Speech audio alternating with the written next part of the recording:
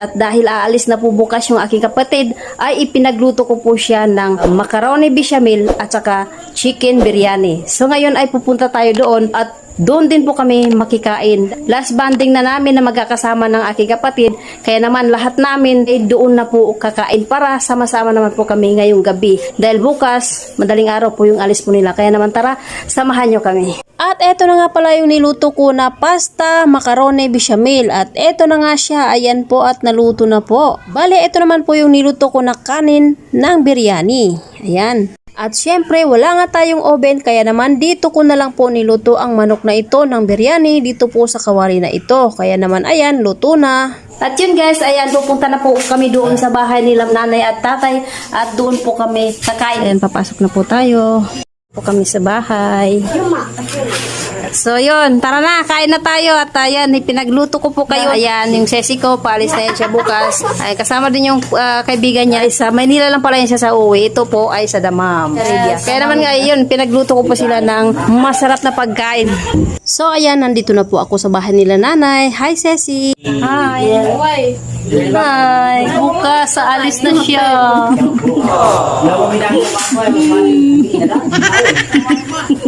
Ayan si tatay. Hi. Ayan. Tada! Terereng. Hello. Hi ka. Hi. Hi. Ito po yung aking pamangkin. Ayan, napakakulit po na bata na ito. Ayan, muntik na tuloy mabitawan ng sesi. Bale, ito na po yung kapatid ko na aalis. Nagsandok na po siya ng kanyang pagkain. At itong isang sesi ko naman ay ngayon lang daw nakakita ng ganitong pagkain. Na ako makakita ng ganito. Yes, biryani. At ayan ang sesi ko, nag-prepare na po siya ng mga pagkain na ito. Ayan, pinagluto ko po sila ng pagkain na ito na chicken biryani at saka pasta na bechamel. Ayan po, pagkaing Arabo.